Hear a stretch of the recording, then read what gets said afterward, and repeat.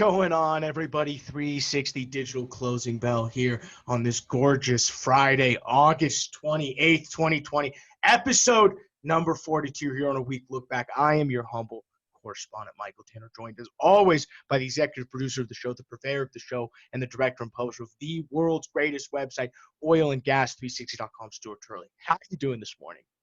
It is beautiful. It's a beautiful day in the neighborhood, and you got a hall pass to send out this afternoon. Yes, step one of a two-step hall pass process. Excited to get that out today, guys. We have a great show for you lined up. We're going to rip around the oil patches. We always do on Fridays. We'll check in with the levels for crude oil, check in with the DOE. Crazy DOE numbers. I mean, not really crazy per se, but it'll be very interesting to see how it compares to what rolls out this week, considering it's the week back. 360 official, non-official fund is back on. We didn't really choose any new companies, but we're just turning that bad boy back on because it's making too much money. Before we get going, guys, this show is brought to you by Adamantine Energy, and they're really asking the question, what is social risk for the energy sector? And it's not just community opposition to development project. It's everything from the success of the divest from fossil fuels movement to all of the investor engagement around all of your ESG programs. You're an executive or you're in management at a company. I mean, you're not taking ESG seriously. I mean, really at this point, honestly, joke's on you. And I mean, literally in this read that they give me, social risk seems like it's everywhere. It's moving fast and multiplying like something. So, I mean, even they have to resort to humor to tell you guys, take this crap seriously. I'm telling you guys, they're the leading consultancy helping oil and gas people prepare for all of this social risk. They're led by Tisha Schuler, a great human being and former CEO of all of the Colorado Oil and Gas Association. She and Adamantine Energy are helping guide energy companies just like yours to help explore your exposure to social risk, your options, response, and how your peer companies are responding to the opportunities that social risk can actually even create for your business. Guys, if you're not on and haven't been checking out all of her stuff at energythinks.com, joke's on you, because your competitors are definitely reading this stuff. She's got podcasts, she's got weekly stuff that's all original content that honestly is super enlightening. I've learned a lot of different stuff. The theme of her stuff is both things are true. And really in today's crazy world, that never more rings true. A lot of things can be true. One, renewables can be a thing, but two, natural gas is probably the answer moving forward. You know what I mean? So I really like the concept and how she breaks it down. Guys, check everything out, www.energythinks.com. The show is also brought to you by the world's greatest website, oilandgas360.com, where you can follow the show, iTunes, Spotify. Find us on Twitter, LinkedIn. Connect with me and Stuart Turley. Stu also runs the Energy 360 podcast. Man, we've got some interviews lined up on that one. What do we got? What do we got rolling here? We got Emirates dropping out, but we have several very large authors lined up. We also have a story, excuse me, next week of a Canadian oil field service company that he had to shut down. And we want to really hear how it is as a family business being affected in the downturn. But we also have some very large CEOs and other folks coming right around the corner. So we're working on it. We're working on it. The moment we can announce, and it's on my schedule, you guys will know. I'm seriously, this is the most transparent show on the planet. Email me, mtanner@entercominc.com. Find me on LinkedIn. I'm literally available. I mean, this week it was fun. I was putting together the show notes this morning. I was like, not much happened this week. And then I ended up with 90 things on my list of things we needed to cover. So we'll go ahead and work through that.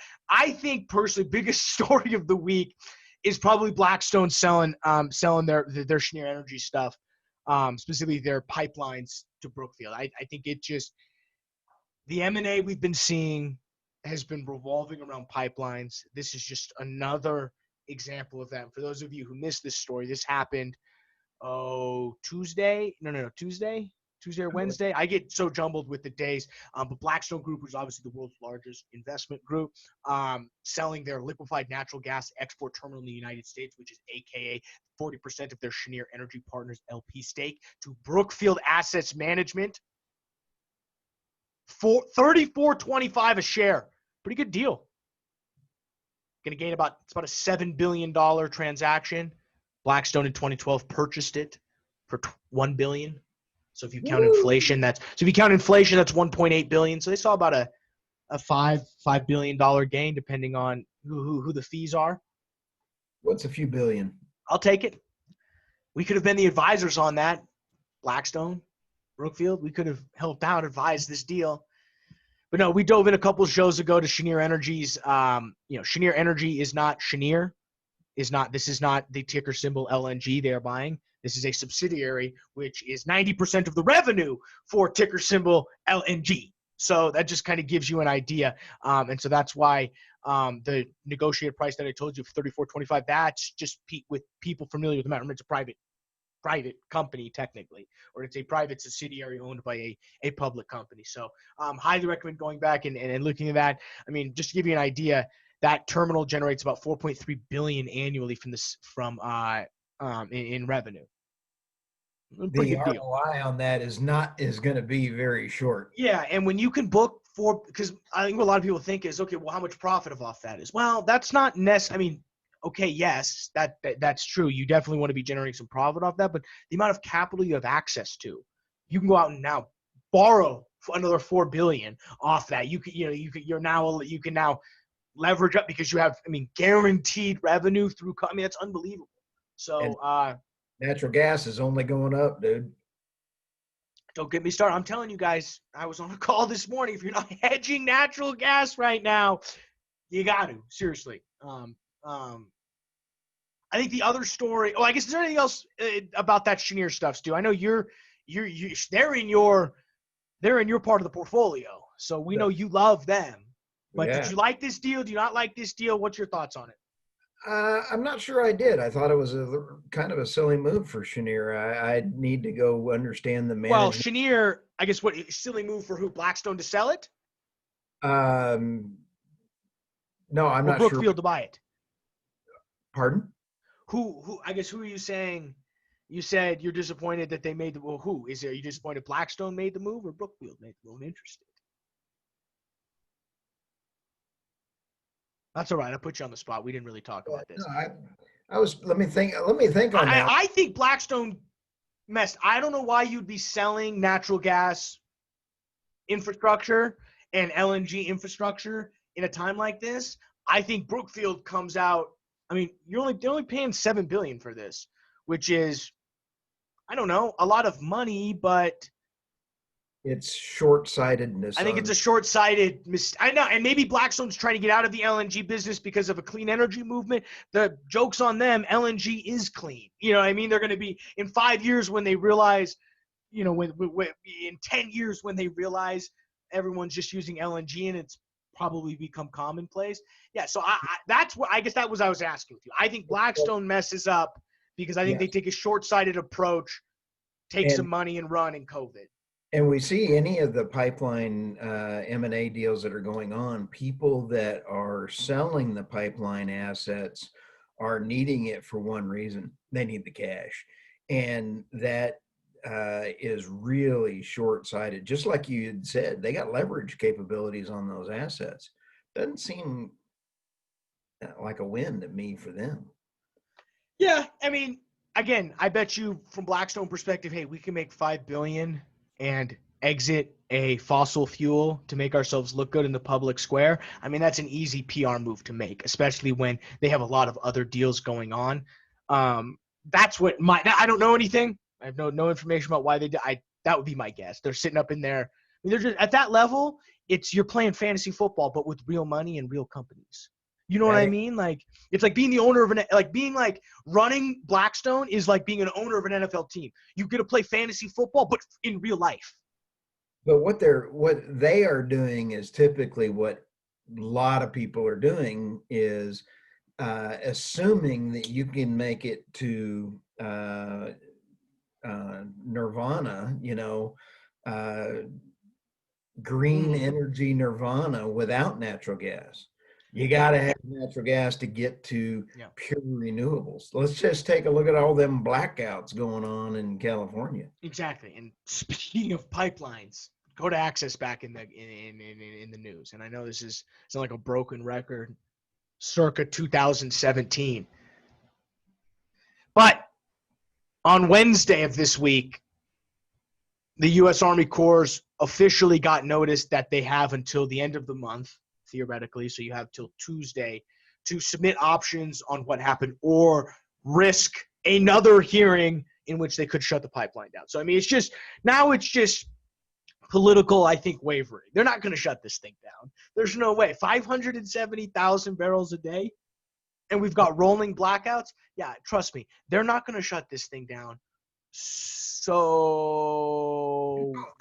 they're Mike, just, you called that on one of our earlier shows. You said it ain't gonna happen, so you called it. yeah, I don't think I stepped out on a limb. I don't think I like said it's August 5th. I lied. It's not the 1st. So August 5th is their deadline. So we've got, when's that? Is that a Friday show? I believe it That's is. a Wednesday show. And no. Sorry. This I is think September. What am I saying? Sorry, I am all over the place. Tuesday is September 1st. They have to submit by Tuesday. Sorry, I was reading a line that's in August 5th. I thought we were in July.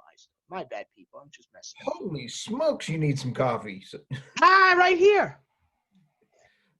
But no, so Tuesday, like I said, I was right the first time. I don't know why I correct myself. Tuesday of next week, we'll hear all about that. Like I said, they're not shutting it down. Basically, what they're doing right now is they're going over an appeal system to just environmental reviews, to set up hearings, it's on oilandgas360.com. You can go read it. It's really the easiest ways to say it is, I think it's just legit politics, and a lot of things happen in politics, but nothing really ever gets done. And I think this is a clear example, because this thing is just going to be flowing and flowing and flowing, and So pipelines, whoever owns this pipeline, Enbridge, don't sell it. It's useful. You got any stories, Stu? On the international side or in No, we the got international. I'm saying I've got a bunch more. I just want to bring you. Do you have any stories that you're watching on the U.S. side? on the U.S. side? Yeah, I was really grumpy, and thank you for pulling me off the ledge earlier in the week about our two nukes that they're pulling offline. These two nukes. Yeah. I mean, that story just really chaps my chicken. That's a You Texas. really want to talk about clean energy? Oh, and they have 10 years on one and 15 years left on their life. Really? They have been providing for generations 2,000 high-paying jobs in each one of those communities, and the reason Really? saying they're getting rid of those is so that they can move those to clean energy. I'm sorry, that's a face plant. That is the dumbest thing. Okay, they are going to natural gas. I'm sorry. If you're supposed to be a green planet, getting rid of fossil fuels, you got two beautiful nukes. That's just like Como several months ago, shutting down the Indian reactor in upstate New York that supplied, I believe, I have to go fact check myself, but it was like 20% of New York City's power at a very cheap price. And they shut that thing down so they can import more more LNG from Russia. We'll talk more about Russia. Yeah, we're gonna have to. Go Anyway, listen to our interview with Alex Epstein. yeah. Go listen to our interview with Alex Epstein. Great. I saw, this is inside baseball here, Stu, for the listeners, but I saw he posted on LinkedIn yesterday. He's looking for a showrunner to get him booked on like stuff on CNBC Wall Street. Is that something we can help him with? I sent you a message on LinkedIn. Go check out your LinkedIn. We'll see if we can. There's deals in action, baby. You're hearing deals live on the podcast here.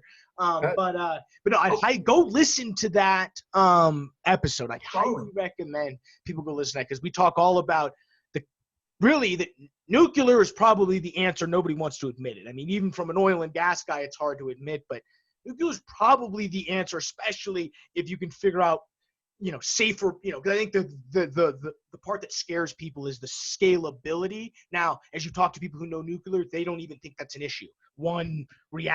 So. Michael, there's years and years ago, there is two kinds, fusion and fission. You're big on this.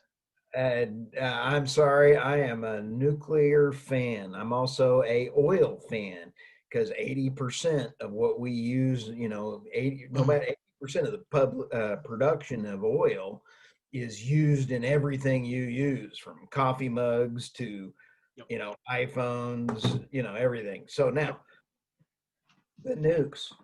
Fission is what we've been using for years. The output of that is radioactive material. Fusion, uh, fusion is the one that has just water as a source. They are coming around. Hydrogen is coming Yeah. around. What is hydrogen? And we talked about this on the show a little while ago. That is capable of the new turbines that were just invented allow for hydrogen to be pumped through natural gas lines. So there's no new infrastructure. So you take a look at natural gas, hydrogen, and nuclear. Those big changes are going to be the fastest way to a good, healthy diet on an energy plan. No, and exactly. And I think the phrase that you said, healthy energy diet plan, is absolutely correct. We got to put that on a t-shirt. So many things I want to put on a t-shirt. Along with "It's a beautiful day in the neighborhood." I need And that with on a t-shirt because I need that positivity in my life every single day. On the oil side, I mean, really the big story with oil is how flat it stayed during all this hurricane stuff. I mean, we were missing. We didn't go over a hurricane Laura update, which has now been downgraded to a tropical storm. I mentioned Marco hit Louisiana as a category or as a tropical storm, but really limited impacts in terms of refinery impairments. I mean, to give you an idea, the Lake Charles refinery, which Citgo has 400, which Venezuela basically is 418,000. I can't stand those guys. 418,000 barrels down at Lake Charles could be shut down for like 4 to 6 weeks in order to repair the damage. Little detail on Phillips 66 Lake Charles spot, but really. Those were the only two affected. Minimal damage was expected. The other refineries, Gulf production is expected to come back in within days. All the people, I got a guy who is a good buddy of mine working for Schlumberger, works for Beacon. He said he's 2 days. He's back out on. He's got a flight. He's got his flight. No, it's a what do they call it? A helicopter. Too many things going on this morning. A little hella ride, but he's back out. Okay, Michael. 2 days. So they bring this. I mean, they crank this. Your coffee mug is way too small. What happened to your oil and gas tanker? Blanca, she told me because of the heartburn, I can only have 2 cups of coffee. Well, look how big this thing is. Use 2 cups of this. Anyway. Yeah. No, 100% agree. 100% agree here. So yeah, I mean, I think the land is affected really bad. I think the land has been affected really bad. I think everybody in Louisiana is getting hit pretty hard from kind of just a population standpoint. Oil and gas from an infrastructure standpoint. Okay, like I said, I don't mind Venezuela having to shut down for a little bit. Oh no, it doesn't bother me much. Natural gas did take off though. I mean, natural gas is up 7%. Week over week, currently up 3 or 4. We're up at 267. So good pitch just opened about 10 minutes ago. It's currently like 7:40 a.m. Crude oil trading at 43.05. Like I said, nat gas $2.67. I think there's 2 things. One, I recommend listening to the closing bell tomorrow. I dropped a little nugget about Lone Star that I got from a pretty trusted source. Just watch out. We'll be following that story closely. Love those guys over there, but sometimes a dog's a dog. You know what I mean? Sometimes a wolf's a wolf. Yeah, you can't put lipstick on a dog. No, even Sandy, she'd look good, but even Sandy wouldn't look good. Ugh. And I see her; she's licking herself behind the camera right here. So even that wouldn't look good. I'm not going there. Never mind. That sounds good. Last thing I think we need to touch on, Stu, is it's more of an economics related thing, but that's because it's my background. I've got it, and it's Fed Chairman Jerome Powell's Jackson Hole speech.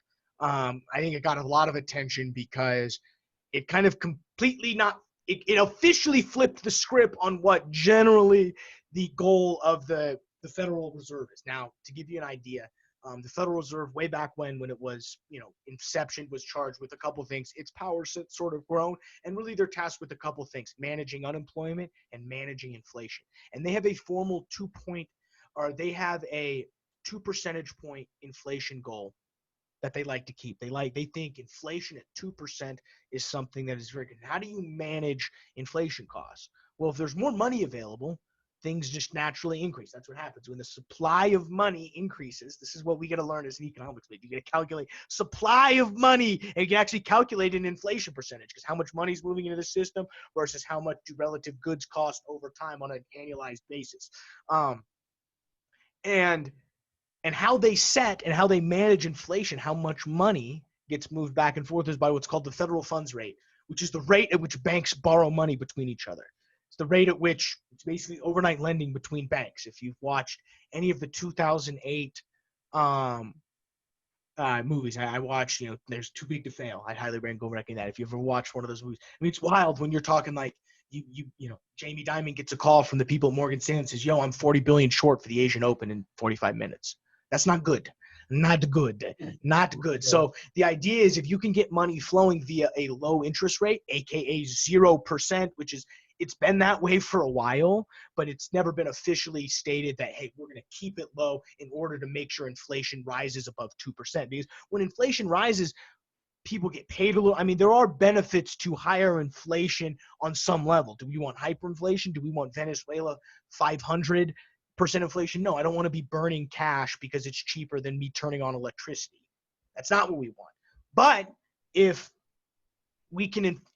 this, from the Federal Reserve perspective, we can, pour in money to the economy, we can prop it up, and you can take with that what you want. If you're on Twitter, you watch this speech and you had a heart attack, you about keeled over and died. If you're a oil and gas executive, you probably breathe a sigh of relief, because you're going to continue to have access to capital. Now, as Stu, he's going to jump in here and mention this, so I'm going to get out of it. It's going to be tied to ESG. You just know that. But you probably breathe a sigh of relief, because this is going to, banks are going to have more liquidity. And how do banks make money? They lend. And even if they don't make money lending it to you, they could make money. They're going to make money lending it to, they're lending to everybody. So someone's winning in this. It's like the casino. They're willing to lose on an individual person because they're winning on everybody else. So, and they get fees. They're in it for their, quarterly fees that they get. If you default on your, $200 million loan, that sucks, but you've probably paid $60 million in fees. So you're really only out 140. You probably claw back 60. You probably claw back 35 cents out of that. Plus you've bought in control now. So, I mean, I don't feel bad for these banks that have all these bankrupt company debt in them, because it's like, bro, you just own the company now for 6 cents on the dollar. Another rant.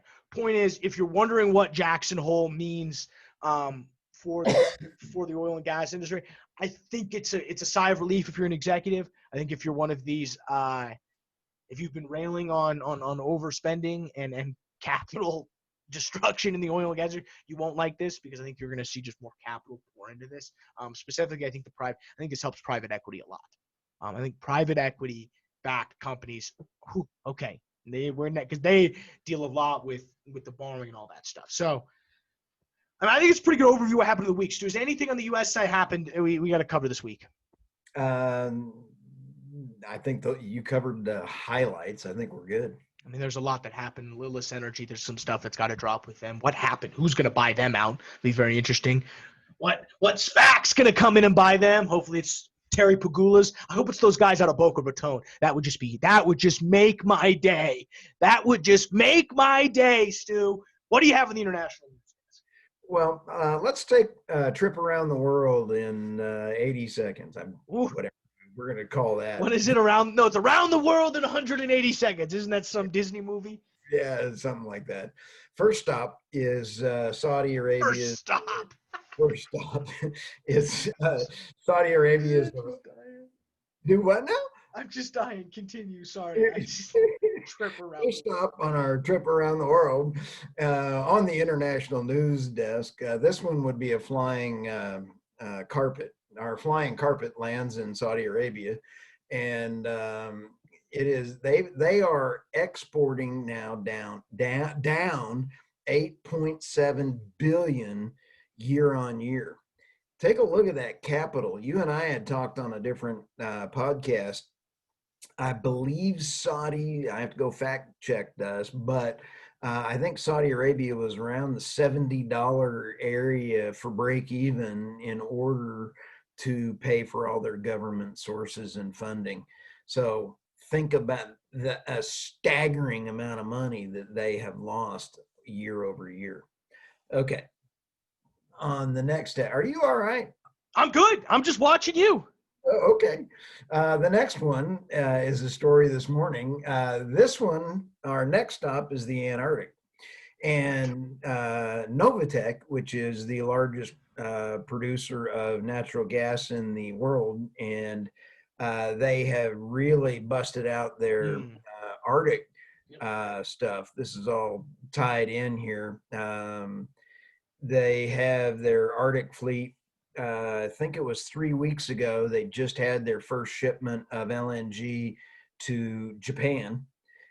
They just announced that they have their first LNG cargo unloading at the United Arab Emirates. This is really an indication that Novatek is pumping stuff out. This goes back to our beloved Governor Como buying Russia LNG from. I was listening to a podcast and they called him Meatball Cuomo. I was dying because he's Italian. Oh well, I got another name for him, but it's okay. Yeah, we don't want to offend your mom. No kidding. Okay, so we got the Arctic, we got Middle East. Let's go off to the next one here. I don't feel too bad for Saudi Aramco though. Sorry. Oh no, it's really not. Yeah, life's good. Come on our podcast. Talk about it. Oh yeah, I'm already communicating. So all right. Next one, we're on our next stop around the world is Australia, and I got jet lag. I got jet lag, hardcore. Sorry. And you're already caffeine. I'm already I'm just kidding. All right. Greenbank in Australia got an extra $1 billion to help the economy stimulus program that, like we've talked about. Here's the new gotcha. Normally, that is only reserved for renewables such as solar and wind. They added, I think it was yesterday, natural gas because it's a clean fuel. Holy smokes. Now, because the low cost per kilowatt hour, they're trying to change their tune a little bit, and this may be an indication of slowing renewable to go over to natural gas and LNG. So the next stop on our world tour was an article by me, moi. I put this out on Sunday. Shameless plug. Oh, absolutely. Watch this. I broke my arm patting myself on the back. and I cover in this article, fossil fuels are not going away. Yep. Natural gas is the bridge to climate nirvana. And I'm not kidding when I say that we have to have a balanced diet of energy to get the lowest kilowatt per hour to all people. Now, that's my normal shtick. There we go. Now, what's happening in the Middle East in this article is following that Australian story, except it's going through Turkey as well, too. Turkey is now battling for all of the rights in the Mediterranean, Greece. They're trying to fight to get extra international waters for the Leviathan field to get into the Cyprus area. And now Turkey put out that they have found a gigantic, large natural gas deposit in the Black Sea.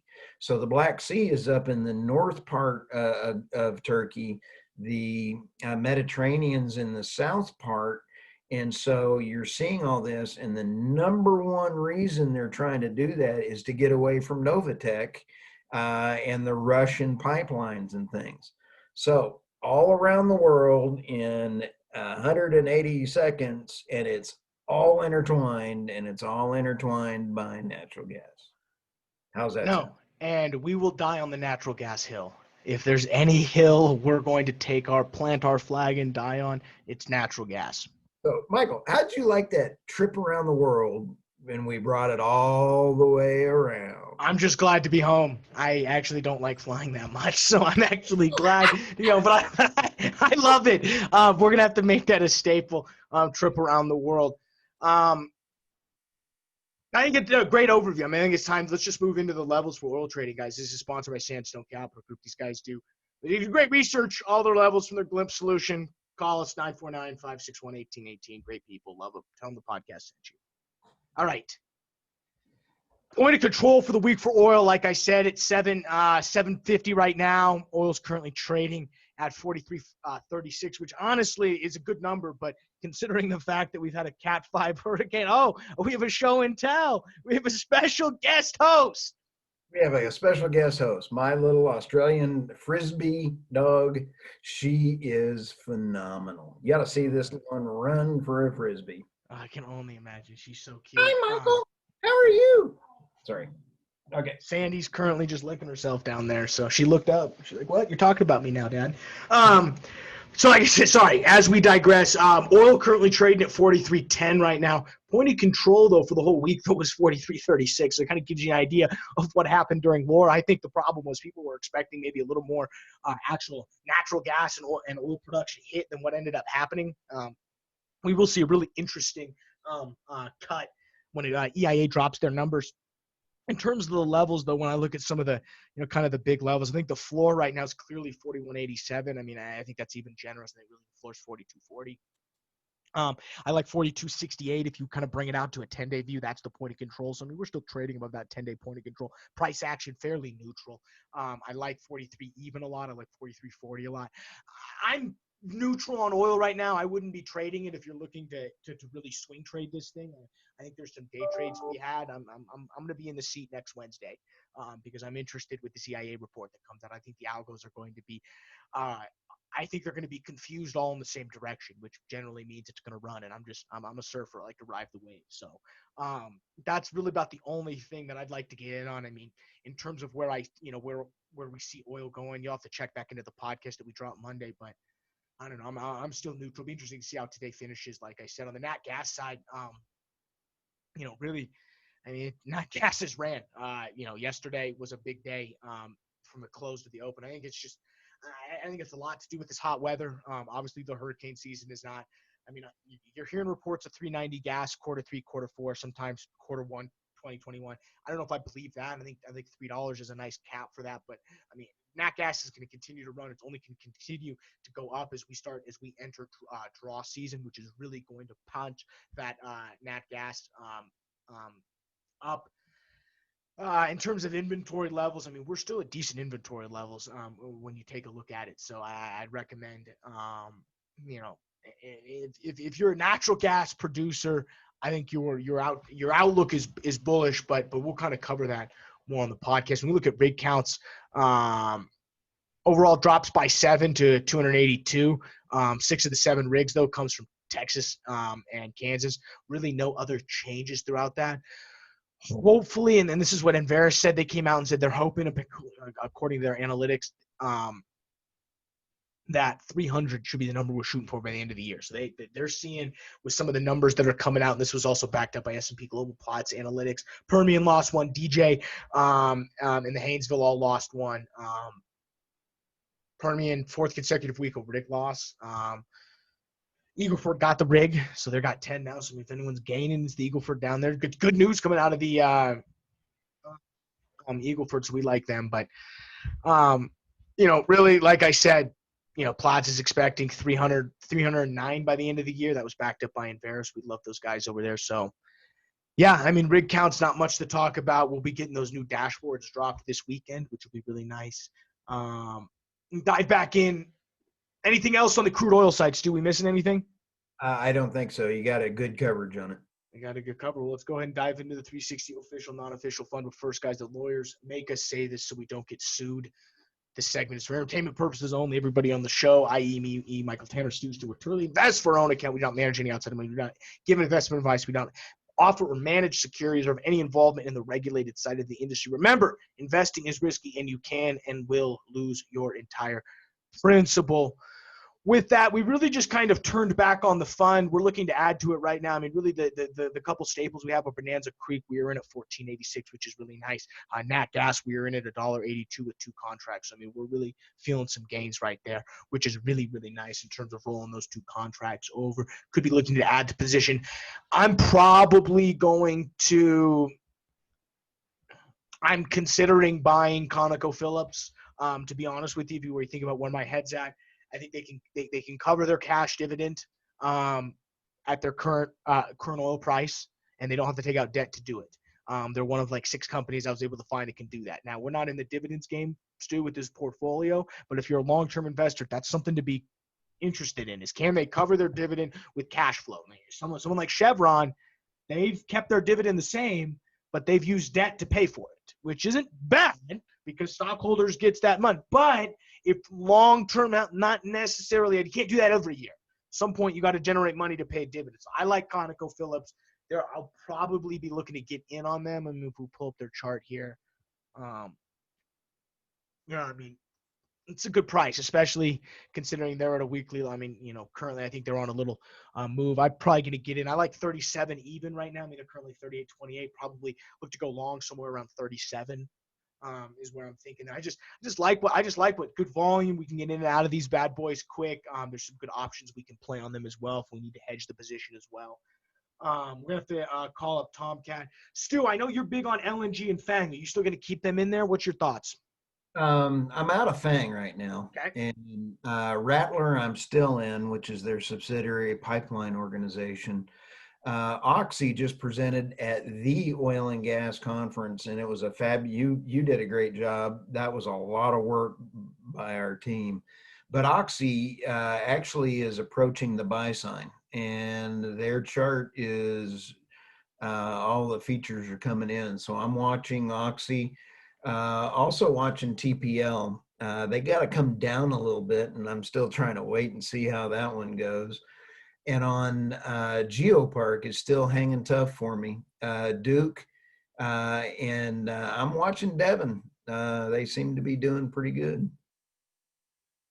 Interesting. Yeah, well, I think someone's going to buy Devon, and I think they're going to get more than the share price, and I think we're going to make a lot of money on that position. I think there's a couple companies circling. I don't have nothing confirmed, but if I was running a couple of companies, maybe next week we'll name them on Monday. We'll do a deep dive at who's going to buy Devon. But no, I think that's why my next guess is the next Noble, the next Chevron / Noble deal will probably be someone buying Devon.